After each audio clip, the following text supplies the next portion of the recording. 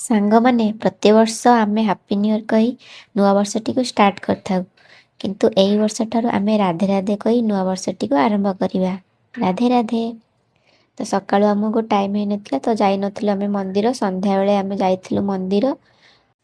ସେମିତି କିଛି ନାହିଁ, ଘରେ ରହିବି ଠାକୁରଙ୍କୁ ମୁଣ୍ଡିଆ ମାରି ନୂଆ ବର୍ଷଟିକୁ ଆରମ୍ଭ କରିହେବ। ଖାଲି ମନରେ ଭକ୍ତିଭାବ ଆଉ ବିଶ୍ୱାସ ରହିବା ଦରକାର।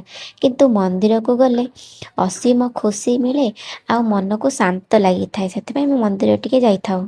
ଆଉ ଦେଖ ଠାକୁରଙ୍କୁ କେମିତି ବ୍ଲାଙ୍କେଟ୍ ଆଉ ଟୋପିରେ ଘୋଡ଼େଇ ଦେଇଛନ୍ତି। ଆଉ ଆମକୁ ଶୀତ ଲାଗୁଛି, ଆଉ ଠାକୁରଙ୍କୁ ଶୀତ ଲାଗିବନି? ଏଇ କାଳିଆ ଠାକୁରଙ୍କର ଅତି ସୁନ୍ଦର ଆଳତି ଦେଖି ପ୍ରସାଦ ପାଇ ଆମେ ଟିକେ ଫଟୋସୁଟ୍ ପାଇଁ ରହିଯାଇଥିଲୁ ବାଟରେ। ଏପଟ ସେପଟ ଅନଉଥିଲି କାହିଁକିନା ସବୁ ଗାଡ଼ି ଆସୁଥିଲେ, ମୁଁ ଫଟୋ ଉଠଉ ଫଟୋ ବି ହେଇଯାଇଥାନ୍ତି। ଆଉ ଏଠି ସବୁବେଳେ ଦିବାଲି। ଏଠି କିଛି ଦୂରରେ କାଙ୍କାରିଆ ଲେକ୍ ବୋଲି ଗୋଟେ ଜାଗା ଅଛି, ସେଠି ଆୱାର୍ଡ଼ ଶୋ ହୁଏ। ତ ସେଇଠି 25ରୁ 31 ତାରିଖ ପର୍ଯ୍ୟନ୍ତ ତାଙ୍କର ଫେଷ୍ଟିଭ୍ କାର୍ନିଭାଲ୍ ଥିଲା। ଡେଲି ଜଣେ ଜଣେ ସିଙ୍ଗର, ଡ୍ୟାନ୍ସର, କମେଡ଼ିଆନ୍ ଆସୁଥିଲେ। ଆମେ ଯେଉଁଦିନ ଯାଇଥିଲୁ ଦେଖିବା ପାଇଁ ସେଦିନ ତାଙ୍କର ଗୁଜୁରାଟୀ କମେଡ଼ିଆନ୍ ଆସିଥିଲେ। ଆଉ ଆମ ଓଡ଼ିଶାରୁ ବି ସବୁ ଡ୍ୟାନ୍ସର ଯାଇଥିଲେ, ବଢ଼ିଆ ବଢ଼ିଆ ଡ୍ୟାନ୍ସ କରିଥିଲେ। ମୁଁ ଆଣିବି ଭିଡ଼ିଓ ନେକ୍ସଟ ଭିଡ଼ିଓରେ। ତ ସେଥିପାଇଁ ସବୁ ଲାଇଟ୍ ସବୁ ସଜା ହେଇଛି। ପୁଣି 1 ତାରିଖ ଠାରୁ ଷ୍ଟାର୍ଟ ହେଇଯାଇଛି ତାଙ୍କର ଫ୍ଲାୱାର ଶୋ।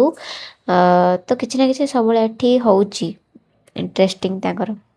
ତ ପୁଣି ଥରେ ସାଙ୍ଗ ସମସ୍ତଙ୍କୁ ମୋ ତରଫରୁ ନବବର୍ଷର ବହୁତ ବହୁତ ଶୁଭେଚ୍ଛା ଆଉ ଶୁଭକାମନା।